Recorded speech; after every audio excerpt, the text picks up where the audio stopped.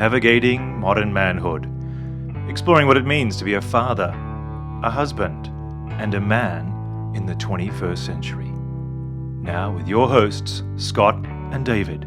G'day everyone, and welcome back to another episode of Navigating Modern Manhood. And g'day David, how's it going?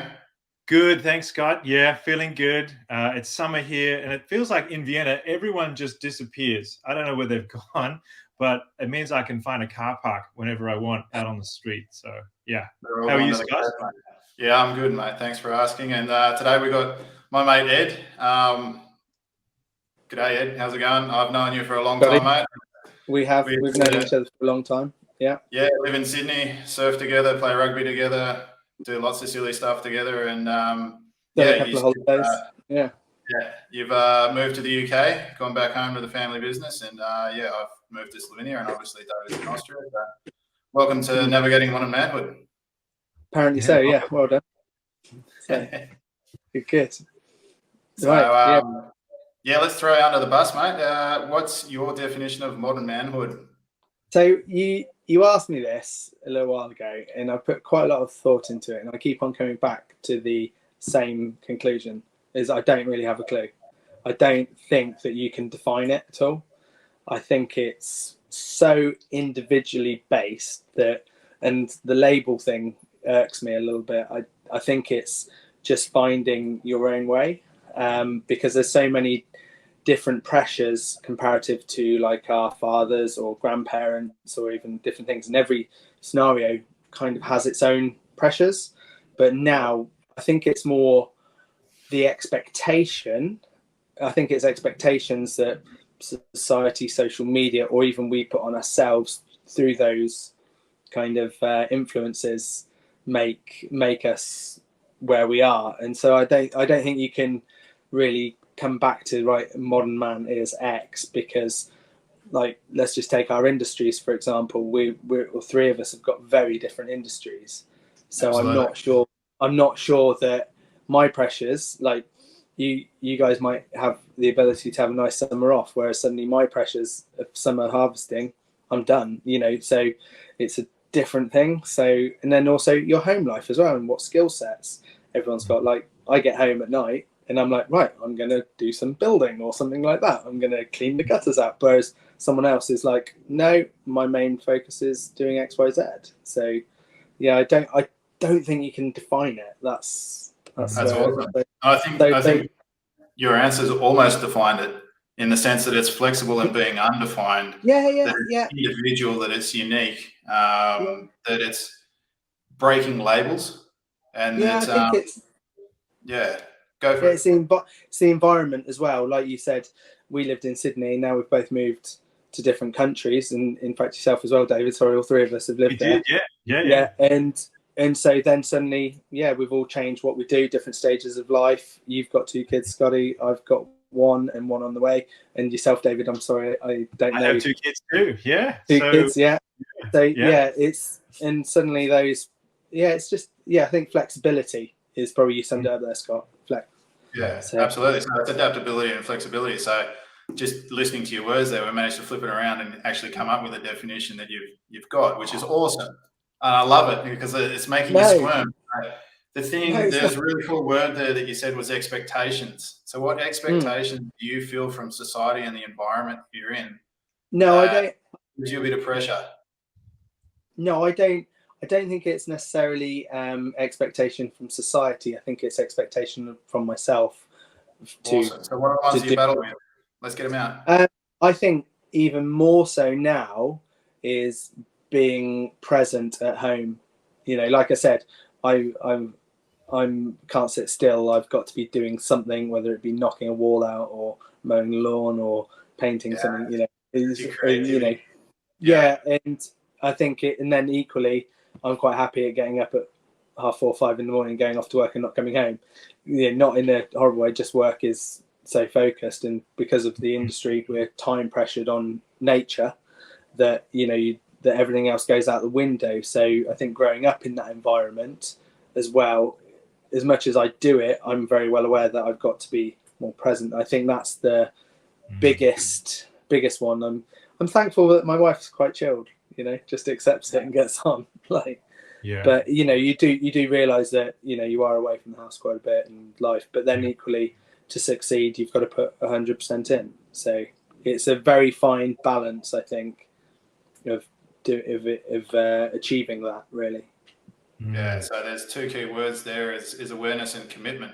So when you're saying you need to be 100% in to succeed, it's the commitment. If you're not putting 100%, you're not committed. And it's awareness Well, around. I think as well as I do with the business, it's like you eat, breathe, and sleep it. So for it to succeed, you are the business. It doesn't matter whether you're a trader, farmer, whatever, painter, decorator. It's your effort that puts in that achieves. And so that's where I think that word of 100% in, it's not necessarily you've got to do 100%, but you've got to be fairly committed to make it succeed. So that's where I think I get to that point, if that makes sense. Yeah, nice. Nice. David, you got anything for him? Well, just exploring your definition a little bit more, because we ask each of our guests to just offer their thoughts. And you mentioned being more present. So would you say that that's a difference from the generations before that you've experienced?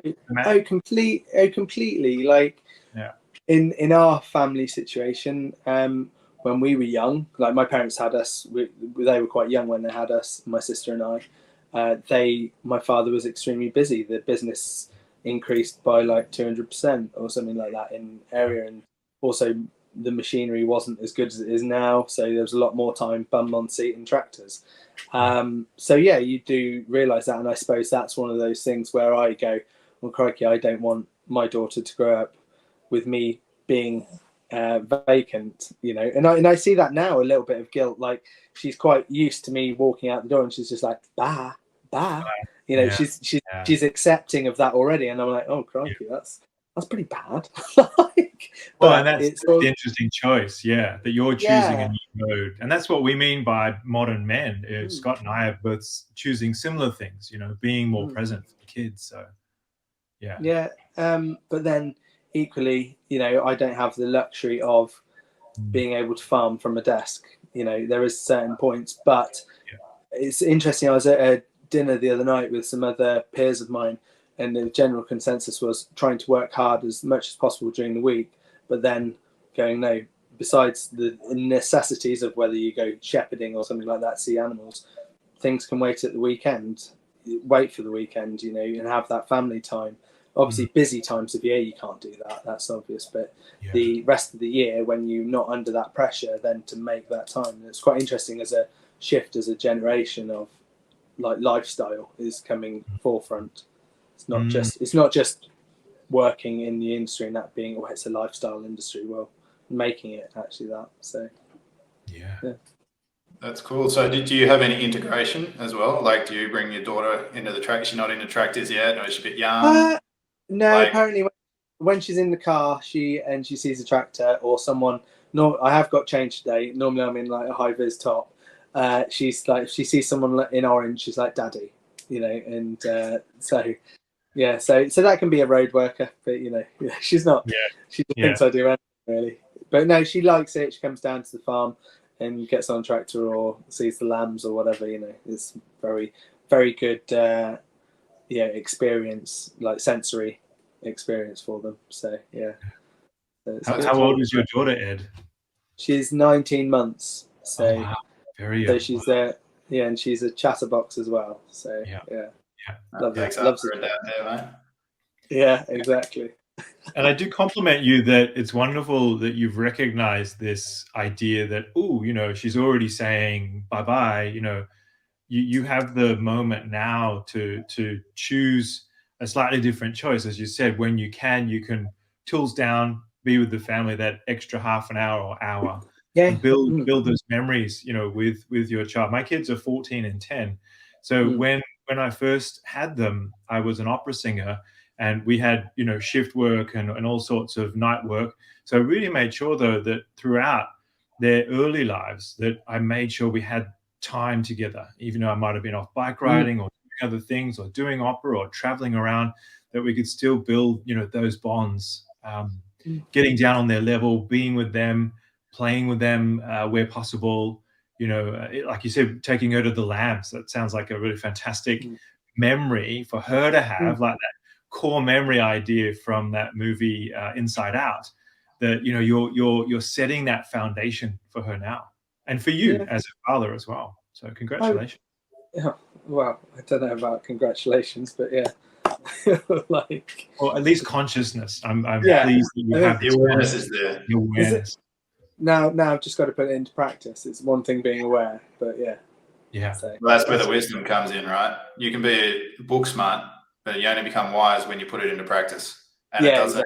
exactly. It's not like an overnight thing that, oh, I've done it once, I know how to do it. No, it's repetition. It's something that happens time and time again. It's like with you, when you get on the machinery, probably the first time it was like learning to walk. You stalled it, you probably dug too deep, whatever it is, and now you can do it like automatically. It's just muscle memory, isn't it? So yeah. So speaking of skill set, is there any skill set that you can see that you've brought in from your experiences in life, like working in the mines, working in gardening in Oz and everything else, now in the farming industry, family business? Is there anything that you bring home? Yeah, I think like anything, isn't it? The more experience you have around life and everything, you get to see different things, even if it not be a direct comparison. You can draw from that experience, or you've seen something different. And that's why I think one good thing was my father was very good in, like, he got pressurized to come into the family business. He didn't want to originally. He wanted to go off and do his own thing, then come back. But it was like, you either come in now or you're not. And so he was always a big advocate for go off. If you want to come back, it's got to be your decision, because otherwise you'll just resent it. And that's been very good. Skills that I've brought back, I think the opportunity to meet lots of different people, from good people to very negative influences, and people just trying to take the piss basically out of you or something like that, probably gave me a bit more street smarts than being a real country bumpkin. And then work ethic, but then also that downtime, appreciating what is outside the top gates. There is a whole world out there, which I think is really important. But then also sometimes I do think I get a little bit, I need to be off doing something else because that's my thing. Whereas sometimes I just need to sit or be and not looking for a new adventure all the time. Probably enjoy the current situation I'm in a bit more, because I'm definitely able to go, I've been here for longer than 5 minutes, I need to go off again somewhere, I need to see something different, not just for a holiday, I need to do that. But I think those are the things that have been really good for me to have experienced, and to meet different people, different skills. Like you said, I worked in fencing and gardening, and then excavation, then mining, all in a different kind of thing. Then come back to farming. I used to run bars and nightclubs in London, so I try and mix my life up as much as possible. I don't like to be quite defined, but it's just good. It's good to have a different experience, I think. But I think it's more the people aspect, I think, probably is what I've drawn from a lot of things. Because I think the practical skill sets are quite transferable between different industries, but I think managing different people, talking to different people as well. Very cool. So are there any sort of people besides your father that were role models for you growing up, that you saw traits in them that you liked, that you tried to pick up, or traits that you saw that you wished that you didn't pick up? Anything like that? I was definitely influenced by other farmers who travelled, and I think that's probably one of the things, like people who'd been off to Australia or New Zealand or Canada and gone farming there, because that's what originally I was meant to do when I came to Oz. I was meant to go farming, but it was such a wet harvest, I decided to sit in Sydney and have a few too many beers. I think I joined you on a few of them. Yeah, so that was far more fun, really. I think those were the influences to go off travelling. I think they're very positive. I think generally most positive individuals got an energy about them which they draw anyone from, don't they? Everyone gets drawn towards them because they're enthusiastic about life, their career, their everything. So I think everyone's got people like that in their lives. Yeah. So that's sort of the drive as well, right? Enthusiastic people generally have the drive. And one of the things that David and I have learned is generally when some people are that super enthusiastic, there's something that they're running away from underneath. And I think listening to you talk, one of the things that you've tried to do through your life is actually break that label. So it is, you know, being interested in the farmer that travels, the farmer that doesn't have to just sit in one village their entire life and farm, is actually get out there and move. So it's cool. And it's even when I asked you about the definition of a modern man, you're like, yeah, I don't want to label it. And I think that's a great thing because it opens your ears. It doesn't keep you locked in. So I think that's something which transfers back into our industry as well. We're going through a bit of a change. I'm sure you're all aware of environmental issues with flexibility, and you have to be flexible in our industry to not just be like we grow wheat or we grow this. It's like what works and how do you adapt to the situation. So I think flexibility is a lot more key in my life than I realise sometimes. Brilliant. Yeah, that's nice. So, and were you, John? Were you? I want to jump back to the family business idea. You mentioned, you know, your father's experience where it was like, let's get on with it. But he said to you, go and travel, do what you need to do. But was there still that expectation to come back, or could you know? I just saw on the weekend the film Elemental. Be suitable for your daughter, I think, at 19 months. You know, it's a kids' film, it's a cartoon, and it's you know, people who have moved, family business, the expectation of the daughter, and at the very end, he says, "No, you." The father says to her, "You were my expectation. You being you, having you in my life." But she always thought it was about the shop. So was it about the farm, or was it about, you know, if you want to, it's here kind of feeling? Oh yeah. If you want it, you've got to love it. You've got to want to do it because you got to want it. Yeah. You know, there's a good saying is how do you make a small fortune in farming? Start off with a big one. You know, it's like that. So I haven't heard that before. Yeah, you can distribute it to any industry really. So yeah, you've got to really have a passion for it because some silly o'clock hours, some days you do question yourself, or when a sheep's got its head stuck in the rain and you've got to go and pull it out, you really do sit there questioning your life sometimes. I'm sure there's easier things to do, so you've got to have a passion. But yeah, no, I was very lucky in the allowed to go and do things. And I think also because go back another generation to my grandfather, who's very well known in the area. You know, it comes with its, as you know, with a family business, it's sometimes it's good, sometimes it's bad. If like you introduce yourself and they go, "Oh, Garner, oh right, yeah," or "Oh right, yeah." So I think also that was one of the things that probably drove me, like you just said about running away. It's not necessarily running away. It was more I'd got to go and find myself and what I wanted, and what my values were. Because I think equally, if you're in the same place for so long, tunnel vision, there's no flexibility, there's no observance out of your range, is there? So yeah, I think that's probably one of my drivers actually, is to go, no, I need to go and do my own thing. Yeah. So, there's too many chickens as well, not enough Indians when I was younger. So yeah. You were there doing the work. So what was the turning point then? You know, so often in these films, like the one I watched yesterday, you know, she wants to go off and make glass and not work in the family shop, basically. So, but here you've enjoyed an adventure, and now you're saying, actually, this is where I feel called to be right now. Okay, so back as well to why I wanted to go off. One of the main reasons I wanted to go to Oz was I'd seen some photos of a farmer. He'd gone out farming, and I just thought they were amazing. You know, just right out west in the Corn Belt. And then also we had a book, was on the like scuba diving books. My father was mad in scuba diving, so I was like. But when we were very little, we had that, and it was all about the Barrier Reef. And so I was fascinated, absolutely fascinated. That was one of my main drivers of travel all the time. And so that was the influence of tropical life, not dreary England.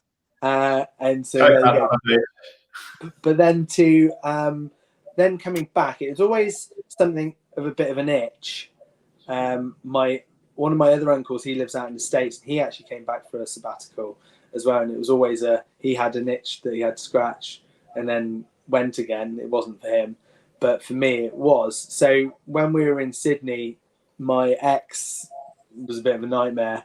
Lovely, but she became a bit problematic, and it just opened my eyes of actually we were quite isolated. We didn't have family around us, and there wasn't, like, Scott, probably one of my closest friends, and we had to lean on him quite a lot and his wife for support. So you could only do so much, and then you realise that you were on the other side of the world, which was fine on some cases, but this was going to be more of a long-term project. And so, yeah, then it not dawned on me. I'd come to a bit of there was that scenario in my personal life, and then also I'd changed careers to accommodate her, and so I'd given up, like, mining effectively, and so I was like, well, suddenly it was very expensive to live in Sydney, even more so than normal, and it was like, crikey, I can't really keep up financially, and also, what am I doing here? I'm still renting. I'm not. Where's the progression? And so it was not that it's been plain sailing coming home. That not at all. In fact, it's even worse some days. But on for different reasons. But it's so it was more of actually no, I've got a springboard there which I can build off and take on. And also, if I don't do it now, I never will. So I came back at 32. Just turned 40 last year, and it was, I'm really happy with my decision. It's given me a lot of opportunities and things like that, but now it needs to keep on progressing, and that's probably where I struggle with I like things progressing or changing. I like the change. Everything needs to change every so often, just even for a bit of calamity sake. No, I hear you. I mean, I can reflect in my own career of the diverse jobs that I've had. Every 2 years or so, there's been a change. When I was first in Sydney, when I moved there at 25, by 27, I was in Opera Australia. 2 years later, young artist. 2 years later, full soloist. 4 years later, we moved to Europe. 2 year seems to be a pattern. Maybe a little bit longer for you. Yeah. But so I hear you. That change is important because you want to stay also current and relevant. So in your industry.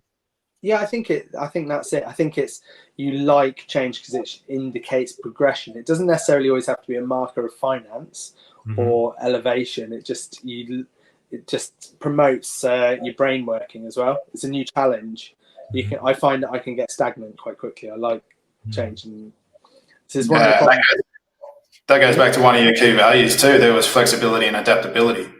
Right? Yeah. So it's you having the awareness to see that an opportunity is there, a chance, and you take that chance with both hands and give it a shot. Because as you said, if I didn't take it now, then I wouldn't take it at all. So it's like the door's open. It's my choice to walk through it. If I walk through it, great. If I don't, then I know that it's gone and I've lost that opportunity. So that's really cool. So it's also creating that independence. Right, and I think that's one of the things that we've discussed as well with our kids is letting them go, letting them be who they are. Let them, as you said, discover yourself, find out your values, and not ones that have been imposed on you by the family or anything else, or the environment that you're in. Is actually to just have that self-discovery of who I am. So I think that's really cool that having that awareness, and you're aware that you can't sit still for too long. That you've got to be progressing no matter whether it is, as you said, financial or somewhere else. And it's ticking that brain over, learning new things. Right. So that's just expanding you as who you are. So I think that's really, really cool. So this leads me to my next question is, what do you wish to create as a man, as a father? So what do you wish to create for yourself in your life? But then also, what do you wish to create with your family? So it's like, you've got a beautiful wife, a beautiful daughter, another child on the way. What do you wish to create and build for your life? Like, is legacy important to you? No. So that's really interesting. Someone said to me the other day, "Oh, you're going to have another one, another baby," and I was like, "Yeah." And they're like, "Oh, I bet you're hoping for a boy." And I was like, "Oh, not bothered really. As long as everyone comes out the hospital healthy, I don't care." And like, "Yeah, but what about the family name, and all this?" I'm like, "It's just a name." You know, Yeah, it's just not. You know, I think it comes back to my thing of Garner. Oh God, you know, it's this. I want the children to be their own people. I think really what legacy I'm not too bothered about. I think as long as I live my life true to my values, then you know you'll be remembered for being a decent person and looking out for other people and being a good citizen, good neighbour. You know, you can take it back to some religious statements if you like. And I think they're just basic decencies, really. I think the main thing is stability and security.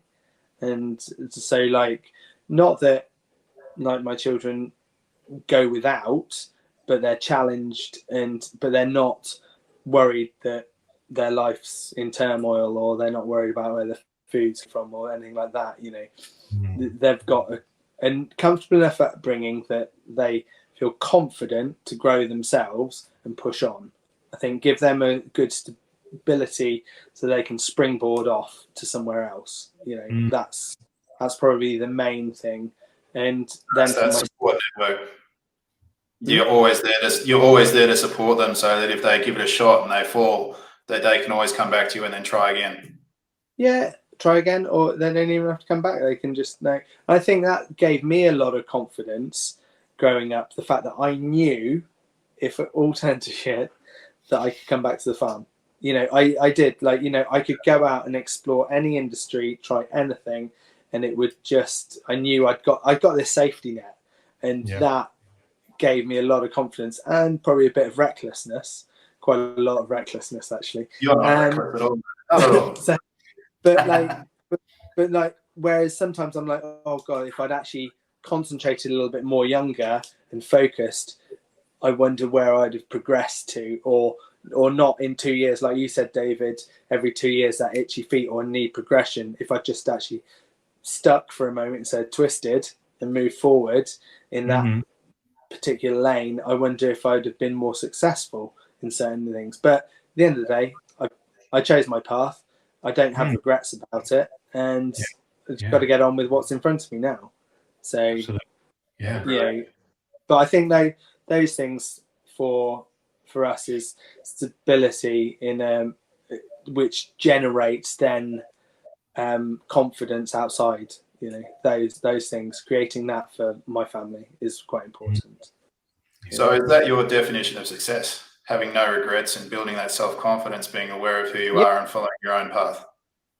Yeah, I think so. Yeah. They haven't got to conform to anything. And as long as you're happy, you know as well as I do, you can meet someone who's literally got no material objects, but they can be the happiest person in the world. Yeah, how the classic example, Scott, is how many of the Fijian lads did we play rugby with who came from really poor backgrounds but were so happy and so grateful for everything. You know, and there we are going, oh my God, I need that penthouse flat in Manly. I need this, I need that. And you're like, why? You know, and I'm not saying we don't need material objects, because they do bring us a certain level of joy and comfort. But you do take it back to that, and you're just like, well, crikey, they're just. That goes back as well as that societal expectations as well. Yeah, and that's how humanity's changed in the sense from where we were as wanderers and gatherers.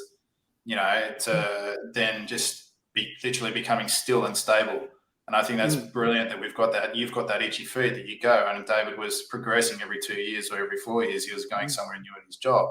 It's like in our family business, that's one thing that's always happened. We would not only did we horizontally integrate, we went vertical as well. So it wasn't just staying stuck and just doing the same old monotonous thing. It was how can we build something better? How can we learn and progress? Exactly the same thing. It's just okay. I managed to stay in one job in one family business. However, that progression was always there. We tried different things. We went out, we went into mining, we had the shipping and the sales, everything. You wasn't staying still. Yeah, you got the variety, but within that area, haven't you? So yeah. No, that's awesome. So, David, you got anything else for him? No, I mean it's lovely to hear. We're all, each of us has a different walk in life at the moment, and so I think it's lovely to hear your story, Ed, and just to hear the parallels with our own stories in terms of that change and that movement. And maybe for today, it's really about the flexibility in your mindset, a flexible thinking, a flexible approach to, well, give it a go. I know I have a safety net. I feel the same way. When we moved to Vienna from Australia, we knew we had a safety net in our families, in that we could return home and if we needed to. But so far, it's nearly 10 years that we've lived here. It'll be 10 years at the end of this year, I think. No, sorry, 9 years. Close to 10. It's the anniversary is coming up. And so to think of the shift in that 10 years, that 8 years since you've moved back. So the question, then is about that flexibility. I have family that, people have moved back to, and they've fallen into the same job, same suburb, same place. That's their choice. It's not the choice I would make. But there's within that, some flexibility. But then if that gives them their confidence and safety net for everything else, then that could also... Everyone finds their safety net or confidence in different ways, don't they? So I think that's the understanding of like how everyone's so different. And I think that's why, coming back to your modern manhood, it's just everyone's so different and what their values are. So absolutely. That's why we interview a range of different men. We're having discussions with all sorts of people, and we're really just getting started in that sense of wanting, though, to hear your thoughts, Ed, to you are now a young father. I'm sort of a mid-father in that sense that my kids are nearly out into the world as adults, but and then we might find some older men who have already now grown kids, and seeing that change of perspective. And grandfathers, why not? See, that must be frightening, David, to think that you've got kids who are teenagers and going out into the world. Like, that just brings a whole level of dread to my life. But I'd like to think that with my wife and I, that we're hopefully going to give them good values, and they'll know right from wrong, and be confident but not ridiculous. So, I mistakes, right? I don't even want to think about it. I'm all right, So. So you become ready for the stage. So I honestly wouldn't want to put myself back in your shoes. To be also honest, I feel like I've done that, and we have friends that have young kids about the same age, and it's like babysitting. No thanks. No, I've done my tour as such. Doesn't mean in another 20 years, if I'm a grandfather, of course that might be a place to go, well, now I'm ready for that. But I think you do become ready. So while you can't see teenagers in your eyes, I can't see the adults just yet either that they'll be. But I think that's the lovely part about being a dad, is that we do, it comes back to your words of flexibility, doesn't it? That we need to have that recognition. Cool. What can I do now to stay flexible? And I love it how you kept bringing everything back to safety. Like, if people find their safety in wherever they are, that's gold. And the way you look at safety, it actually gave you the courage to go and try things. And I think that's the best thing that we can all do when we grow and develop as humans, is actually have the courage to try something new. Like, you gain perspective from everywhere you've gone and people that you meet. And it's like, from that perspective I learned, how can I bring it in? And I think that's just what we're trying to do in navigating modern manhood, is actually find out everybody's perspective on what a modern man is, so that it's out there. It's a topic that can be divulged, and then someone might go, oh, that really rings a bell for me. I might try that on my side of things. But I think, like, I'm just thinking about that. Like my wife's had like a real shift from like being a teacher, assistant head, very much career focused, suddenly as having Soph and then another one on the way. I can see that she's now like in this kind of lane where she's like, I'm mum, homemaker, and all this, and she's got this like tenseness of like, it's not enough, as in not like she's very happy with what she's doing, but as in it's this lack of identity, if you like, and that's where I worry sometimes. It's great with me having my career and it being all encompassing of time, whereas that's where I've got to be. That's coming back to your being more present to give her like support and rest and things like that. That's the other big thing which I've just been pondering over whilst we've been thinking. Cool. She's got the same value as you, right? She doesn't want to be stuck by the label. She doesn't want to just be a mum. No, exactly. And she that's good, and it's a value that the two of you got together, and your ability to discuss it and know, like, even though your time is consumed by your work, there's an element of safety from her side as well, right? She knows that, okay, he's in the family business, he's doing these things, which allows me to break that mold of just being a mum and go out and try things. Oh, definitely. There is that. It's quite an interesting dynamic, isn't it? Find balance. And when you're saying about modern manhood, I think it almost transfers just modern people in a way that is everyone's. Nice. And it's not just offering it for my children, it's also, like you said, Scott, for her as well, or the extended family. And I suppose that's the thing which I always come back to about the family business. The family business is only as strong as your family. And like you said, David, earlier before, about the breakdown of family stuff, businesses, and how toxic it can become. And that's always apparent in agriculture. The generations go down as it gets diluted, then everyone wants their piece of the pie and it all gets sold up.